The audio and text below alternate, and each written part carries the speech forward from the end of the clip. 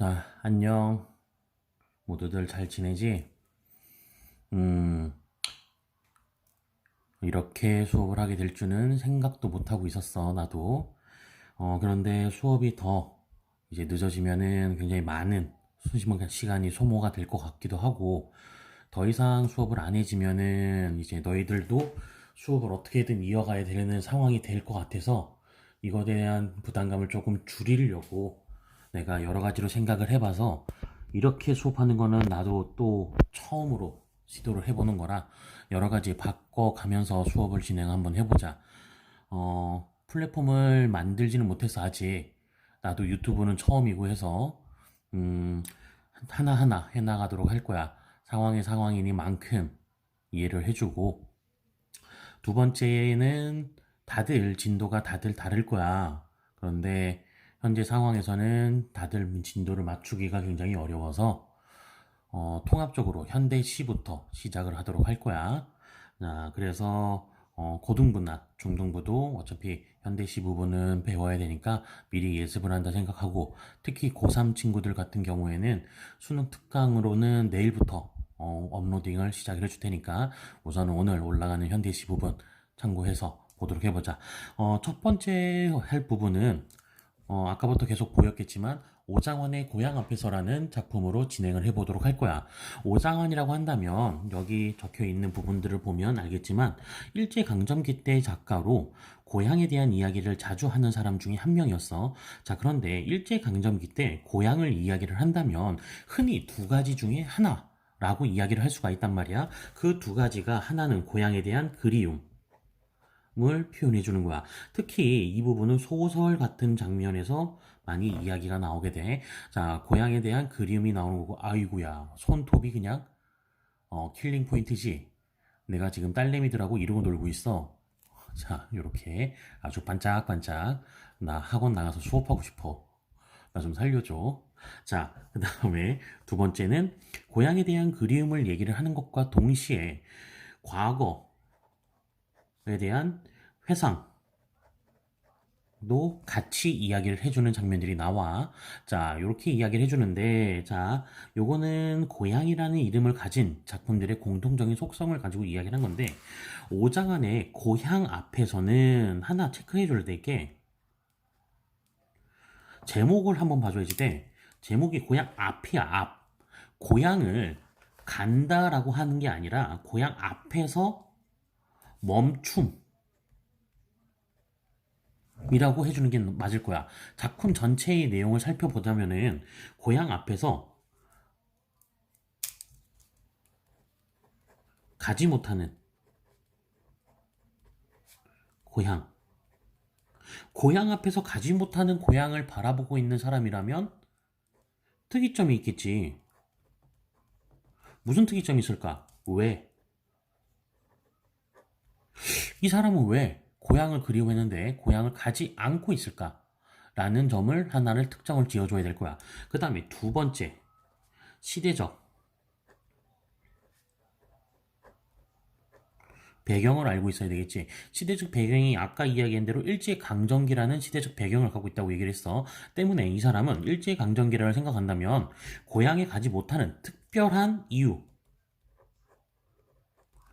있을 거라고 생각을 해줄 수가 있는 거야. 자, 그러면은 작품 전체의 내용을 봐야 되는 건데, 아까도 얘기했다시피 나도 오늘 처음 해보는 플랫폼이다 보니까 여러 가지로 준비가 미흡할 수도 있어. 그래서 교재를 전체를 그냥 들고 와버렸어.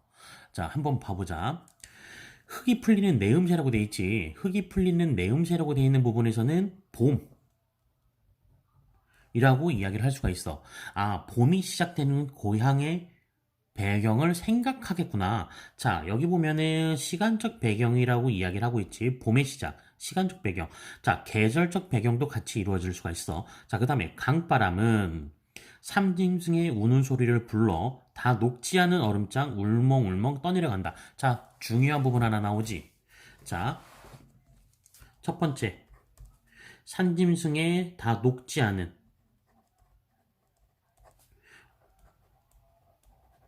다 녹지 않은은 아까 계절적 시간, 배경과 호환이 되겠지. 어울리는 장면으로 나올 거야. 자, 이 장면과 어울리는 부분이 울멍울멍 이라고 이야기를 할 수가 있어. 이 울멍울멍은 울듯이라고 이야기를 해줄 수가 있단 말이야.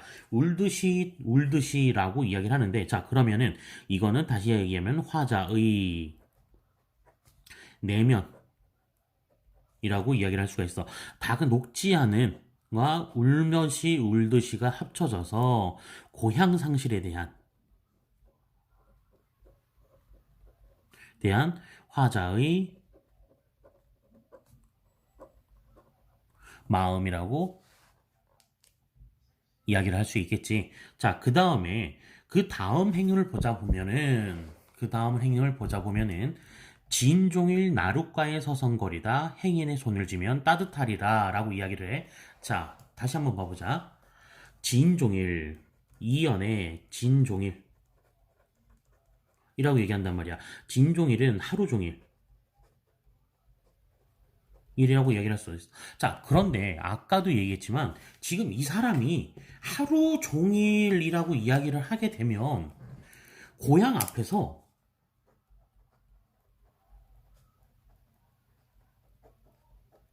하루 종일 서 있는 거야. 자, 고향을 그리워하는 사람이었지. 고향을 그리워하는 사람이었는데 정작 고향 앞에서 왜 하루 종일 서성거릴까? 자, 이 이유는 앞에서 이야기했던 이 부분. 왜 가지 못할까? 시대적 배경이라는 부분과 특정 지어서 일단 우리가 연결 지어서 생각해주고 있으면 되는 거야. 자, 그 다음에 3년을 봐보자. 3년을 보면, 자, 고향 가까운 주막에 들려 누구와 함께 지난날의 꿈을 이야기하랴. 양귀비 끓여다 놓고 주인집 늙은이는 공연히 눈물 지운다. 자, 한번 봐보자. 주막이야. 고향 가까운 주막에 들려 있다라고 얘기하니까, 자, 세 번째 연에서 주막은 공간을 상징하고 있어. 아까 시간과 계절적 배경이 나왔었지. 자, 그럼 여기서는 주막은 공간을 상징하고 있는데, 이 공간에서 우리가 체크해야 될 게 주인집 늙은이와 눈물을 같이 흘린다고 이야기를 하는 거야. 자, 그러면 이 주인집 늙은이도 공감을 하는 거겠지. 누구와? 화자와. 무엇에 대한? 이거겠지? 이것에 대한 공감하는 포인트가 같이 이야기를 할 수 있다고 얘기를 할 거야. 자, 그 다음에 체크 포인트로 본문 내용을 보다 보면 양귀위라고 이야기하는 부분이 있어. 이 양귀위라는 부분을 학생들이 이게 뭔가요? 라고 이야기하는 놈들이 있는데 내장이지 내장을 옛날에는 양귀비라 불렀대. 즉 술안주야. 술 마시면서 술김에 눈물을 흘리고 있다라고 해석하면 안 되는 거야.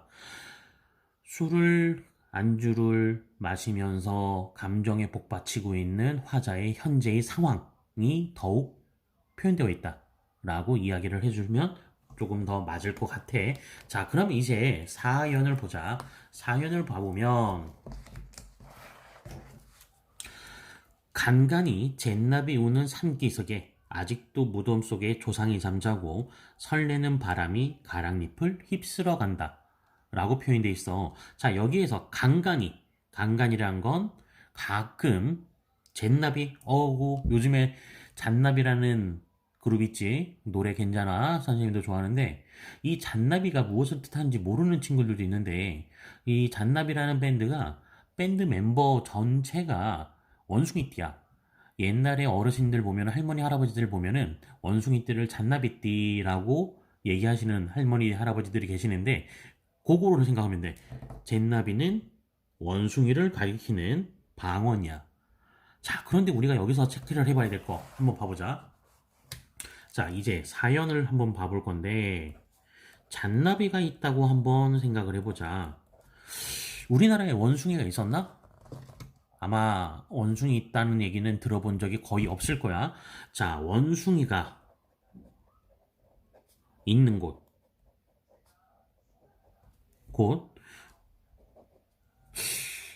쌤이 알기로는 아시아 쪽의 원숭이가 흔히 우리나라를 배경으로 했을 때 우리나라 근처에 흔히 있는 곳이 일본과 중국이라고 이야기를 할 수 있는데 앞에서 얘기했다시피 시대적 배경이 일제강점기라고 얘기하면은 일본은 아니겠지. 고향을 앞에서 그리워하고 있다고 얘기를 했으니까 그러면은 중국과 경계선에 있는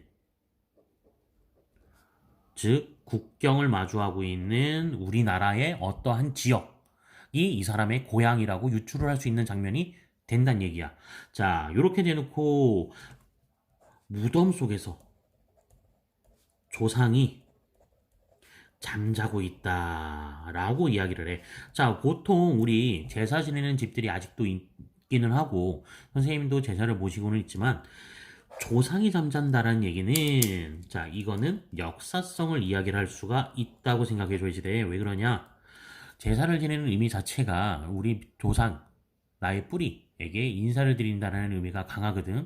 자, 그래서 우리 무덤 속에서 조상이 아직도 잠자고 있다라는 거는 나는 아직 우리의 역사성을 믿지 않고 있습니다라고 이야기를 하게 된다고 생각하면 되는 거야. 자, 그 다음에 여기 보면은 마지막 부분이 가장 중요한 부분인데 요 두 개를 같이 묶어서 한번 해보자. 예제로 떠도는 장군들이여 상고하며 오가는 길에 혹여나 보셨습니까? 자, 예제는 여기저기 떠도는 장군들이여 장사꾼들아 상고하며 물건을 팔러 왔다 갔다 하며 혹여 보셨습니까? 혹여 봤습니까? 전남 우거진 마을 집집마다 누르기 디디는 소리 뜨는 내음새라고 이야기를 해. 자, 이거 굉장히 중요해. 자, 한번 봐보자. 자, 마지막 다섯 번째 포인트는 5년과 6년을 하나로 묶어서 가보자. 자, 장군들이여 라고 이야기를 한단 말이야. 자, 그럼 장군이라는 거는 자, 불특정 다수지. 장사꾼들이야. 보부상이라고 생각하면 돼. 보부상. 보부상이 뭔지는 알지? 자, 그 보부상들이 왔다 갔다 하는 사람들이잖아. 그러면 이 사람들한테 물어보는 거야. 아까까지만 해도 중국을 맞대고 있는 국경의 어느 한 마을이라고 이야기를 할 수 있겠지만 이것이 장군들이라고 얘기하면서 공간의 확대가 이루어져. 자, 화자는 아마도 고향을 잃은 슬픔을 이야기를 한 거 있었겠지만 작가는 일제강점기 때 고향을 그리워하는 사람들 전체를 다스리는 마음을 가지고 있지 않았을까라고 유추할 수 있는 장면이 되는 거야. 자, 그 다음에 물건을 팔러 왔다 갔다 하며 혹여 보셨습니까? 라고 얘기를 해. 무엇을 보았냐? 자신의 고향을 봤냐라고 물어보는 거지. 자, 그러면 여기에서 자신의 고향의 어떤 모습이라는 것이 가장 중요한 거였을 텐데, 아까 고향 앞에서 멈춤이라고 얘기했던 부분은 어느 정도 이제 해석이 됐을 거야. 자, 그럼 더 중요한 거. 어떤 모습이냐? 어떠한 모습들을 좋아했냐? 자, 누르기. 디디는 소리와 누르기 뜨는 내음새. 근다는데 집집마다. 라고 이야기를 할 수가 있어.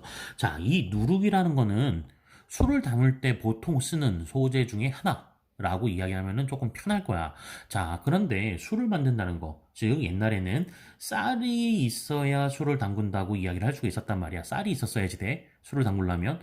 쌀로 술을 담근다는 얘기는 밥을 먹고 남았을 때 술을 담그는 게 좋겠지. 옛날 역사들을 찾아보면은 흉년이 들었을 때는 금주령도 내려지긴 했었어. 그만큼 쌀이 귀했을 때에는 술 자체가 담기 어려웠을 시기를 얘기를 했을 텐데 여기에서는 누르기 디디는 냄새가 집집마다 풀렸다라고 이야기를 한다니까 풍요로운, 즉 행복했다.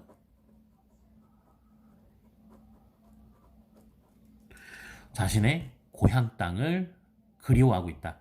라고 이야기를 할 수가 있어. 자, 그럼 이제 전체 내용 한번 봐보면 이 작품 같은 경우에는 고향을 잃어버린 고향 앞에서 느끼는 그리움을 이야기하는 거고 배경을 통해서 쓸쓸한 분위기가 전달이 되고 있었다고 이야기를 해줘야지 돼. 쓸쓸한 분위기가 어디 있나요? 라고 이제서 물어보면 안 되는 거지. 자, 그 다음에 1년, 2, 3년, 4년, 5, 6년으로 구분이 되는데 쌤 같은 경우에는 이거를 1, 2, 3으로 하나를 묶고 4년과 5, 6으로 하나를 묶어서 이야기하면 조금 더 편할 거라고 생각을 해. 1, 2, 3에서 하나로 묶는 거는 배경이라고 이야기할 수가 있어. 전체적인 쓸쓸한 배경과 그리움의 배경을 풀어주고 있고 4년에서의 그 쓸쓸한 마음과 고향에 가고 싶은 마음을 좀 더 강하게 드러내고 있다. 그 다음에 5년과 6년에서는 고향에 대한 향수, 그리움 이라고 이야기를 할 수가 있고 자, 이 시에서 이제 중요한 부분들이 이렇게 나오게 될 텐데 이 시는 일제강점기 향토망경시라는 제목으로 발표되었어. 자, 고향 앞에서라는 제목이 원제가 아니었음을 알 수 있어. 자, 여기 부분 향토망경시라는 제목으로 발표되었고 잃어버린 고향을 회복하고 싶어하는 식민지 치하에서 잃어버린 조국을 되찾지 못하는 과거의 기억으로만 존재하는 화자의 그리움을 표현해주고 있다라고 이야기를 할 수가 있고 자, 시어의 상징적 의미들이 나오는데 중요한 것들 중에 하나가 주막, 행인, 장꾼이라고 이야기를 할 수가 있어. 자, 보통 고향을 이야기하는 시들 같은 경우에 자, 여기다가 요만큼 공간을 따로 만들어서 한번 해보자. 고향을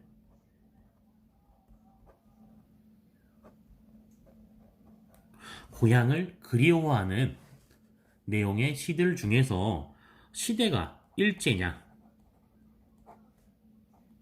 현재냐, 현대, 자, 혹은 상고시대. 자, 여기서 상고시대는 조선 시대까지 다 포함시켜서야 일반적으로 봤을 때다. 자, 우리가 고전을 들어가고 있는 게 아니니까. 자, 그런데 하나를 얘기하자면 고향을 그리워하는 시 같은 경우에는 조선시대까지는 거의 등장하지 않아. 자, 조선시대까지는 요거는 없다고 생각하면 돼. 자, 일제강점기 때 고향을 그리워한다라고 얘기하면은 독립과 일제의 시대 반영이 되어 있다고 이야기를 할 수가 있어. 자, 그런데 현대 때, 현대 문학에서 고향을 그리워한다는 건 화자, 개인 정서 표현인 경우가 월등히 많아. 자, 때문에 고향을 그리워하는 시가 나왔을 때 이 시가 일제강점기 때의 작품의 유형인지 현대시의 유형인지를 파악을 해주고 있는 것은 요것들로 체크를 해주면 아마도 더 빠르게 적응을 할 수 있을 거야. 자, 5장안의 고향 앞에서를 첫 수업으로 시작을 했고 계속 업로딩을 할 거야. 자, 다음 작품은 다음 시간에 한번 보자.